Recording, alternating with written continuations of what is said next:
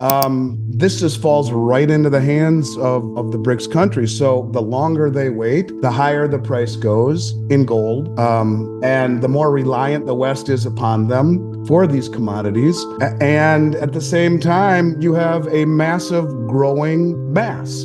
59 more countries said they want to join coming out of Novigrad 2 weeks ago. Would it surprise me if they issued it in October? No, it wouldn't. But I think it would also not surprise me if they waited another year, to your point, in 2025. Welcome back to another eye-opening episode with Andy Schectman. Today, we're diving into a revolutionary shift in global economics.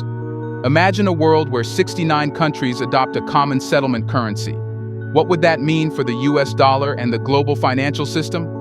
Andy will explore this groundbreaking possibility and share insights from James Rickards on how mass adoption could reshape trade, GDP, and global power dynamics. This is a game changer that you can't afford to miss. Well, they've done things very methodically for quite some time. And, we're all aware that China and now even Japan, to a degree, Russia, Saudi Arabia, they've all been selling bonds. Let's just say the BRICS nations have been selling bonds, right? At the same time, arguably, they're buying gold, which we can see. At the same time, the United States and the United Kingdom and these Western nations that we're supposed to believe are buying our bonds are going further into debt. We're supposed to believe that the United Kingdom and Ireland and the Caymans are these are debtor nations that are buying our debt, which we need to sell in order just to pay the interest on the previous debt. And so we see a situation where the US and the UK continue going further into debt. And these countries have virtually nothing in the way of energy production. There was a article that just came out and commodities. It came out on the UK a few months ago by some politician saying we've got ourselves in a bad place. We're reliant on mainly China and the rest of the world for the majority of all the things we need, these natural resources. You could say the same thing about the United States. So we have very little in the way of energy and natural resource production, where last year I read an article that 70-80% of all the rare earths were produced in China and the Eurasian continent, but 100% were refined in China. That's kind of emblematic of it. But these other countries, so we have very little in the way of energy production and factory capacity.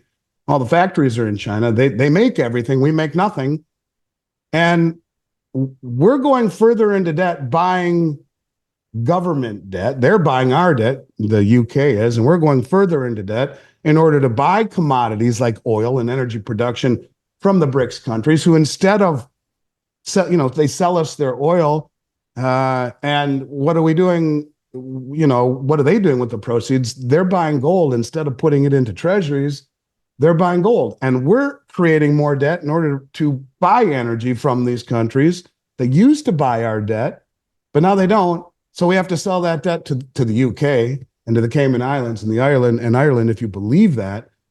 But this is a doom loop in the respect that these BRICS nations continue to pile into gold and other commodities with the proceeds of the energy we buy from them and the commodities we buy from them, which only pushes those prices up higher. And when you talk about gold going higher, as part of the new BRICS currency settlement, which will be deliverable, this just falls right into the hands of the BRICS countries. So the longer they wait, the higher the price goes in gold, and the more reliant the West is upon them for these commodities. And at the same time, you have a massive growing mass. 59 more countries said they want to join coming out of Novigrad 2 weeks ago. This is something that when you have more and more countries sign on officially, all accepting a common settlement currency that is not US dollars, that is settling in essence in gold, which is 40% gold, which is deliverable, which is held within the own borders of these countries. And that's a very important point here. If you in the unit white paper, it talks each one of these countries will hold their own gold. So when you see this mass repatriation effort. And in particular, India is a good example, repatriating 100 metric tons they've held at the B of A, excuse me, at the Bank of England, B of E, Bank of England since 1991. And all of the countries repatriating their gold from the New York Fed. Well, that makes sense. These countries understand they can hold their own gold. They'll continue to buy gold because it will be what they settle in, which has outperformed the bond market 2-to-1 over the last 25 years with no counterparty risk.